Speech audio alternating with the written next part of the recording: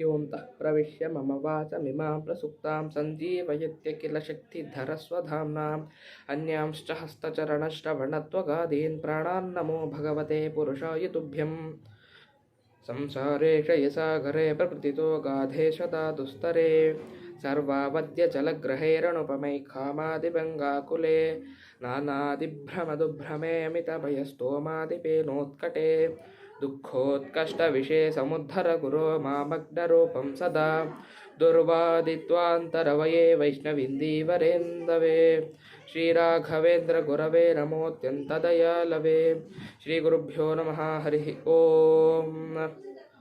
As we all know, there is a festival going on known as Sri Guru Ragavendra Swami Aradhana.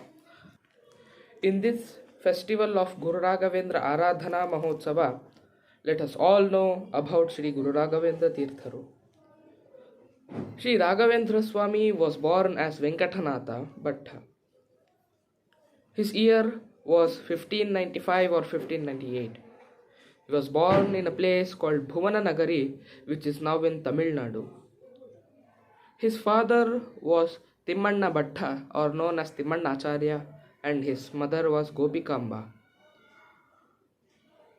Venkatanatha Bhatta's grandfather, known as Krishna Bhatta, was actually a tutor of Vijayanagara's king, Sri Krishnadevaraya.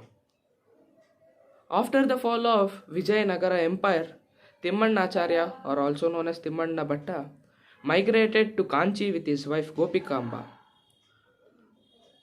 After Lord Venkateshwara's blessing, they had a child called Venkatanatha and Guru Raja and Venkatamba. When Venkatanatha was small, his education was undertaken by his brother-in-law known as Lakshmi Narayana Acharya at Madurai.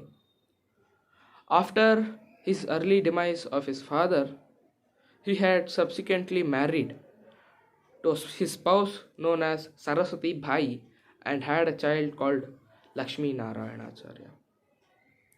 In 1624, Venkatanatha Bhatta became Ragavendra Tirtha and he was known as Pitadhipati of Kumbhakona Matha, which is now known by the name of Raghavendra Matha.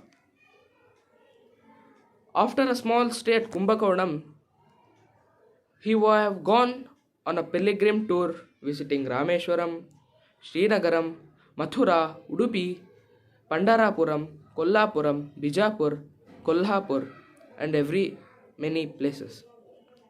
After he returned, he ultimately came back to Kumbhakonam. By 1663, he left to Mysore, where he got grant from Doddadevaraya Odayar. Finally, he settled in Mantralayam. Sri Raghavendra Tirtha was a following of Dvaita Vedanta. Sri Raghavendra Tirtha's works are many. In that, his works are characterized by their compactness, simplicity, and his ability to explain the abstract metaphysical concepts of Dvaita Vedanta in understandable terms. In his Tantra Deepika, which is an interpretation of Brahma Sutra, he has standpoint of Dvaita incorporating elements from Jayatirtha's Nyaya Sudha, which he has written another grantha called as Jayatirtha Nyaya Sudha Parimala Grantha. He has wrote many other granthas called as Bhatta Sangraha, Tantra Deepika, Nyaya Sudha Parimala, and he was granted a name called Parimalacharya. We have heard many tales of Sri Raghavendra Swami, which I remember is when Raghavendra Tirtha was in a mutt, he was granted the duty to do Gandha for all the Brahmins who are about to start eating. When he started to make Gandha, as we all know, we recite some mantras or anything we know. Raghavendra Tirtha started reciting Agni Sukta. As he was reciting Agni Sukta and making the Gandha, all the Gandha was done, then they gave it all to the Brahmins. They all applied and they all started to have their lunch. In that time, everybody started to have sensation of little burning. After that, the sensation become unbearable. They were all feeling like they were on fire. Then they asked everyone, they asked the manager, who made this ganda? He was confused and he went and asked Raghavendra, what have you done to the ganda? And he said, I didn't do nothing. I was just reciting my mantra and I did the ganda. After that, he asked, what were you reciting? He said, I was reciting Agni Sukta. Sri Raghavendra Tirtha has so much power that his reciting Agni Sukta was very powerful, that all the Brahmins who applied the Gandha were feeling the burning. So he asked the Raghavendra Tirtha to again recite the Vayu Sukta or Varuna Sukta, and they were all cooled down. There are many other tales. These are the one of the tales which I know. Raghavendraru, when he had his Vrindavana Pravesha around 1:30 p.m.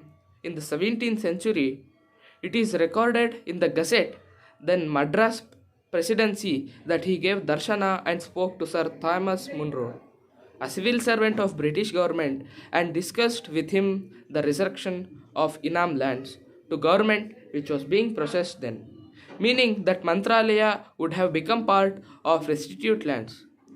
After such a conversion, which Sir Thomas Munro dutifully transcribed, the restriction was withdrawn.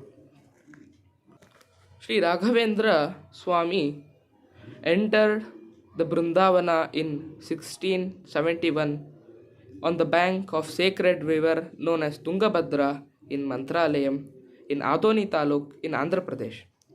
He had one of his very devoted discipline known as Appannacharya, who actually Raghavendra Swami didn't inform anybody that he was taking the Brindavan.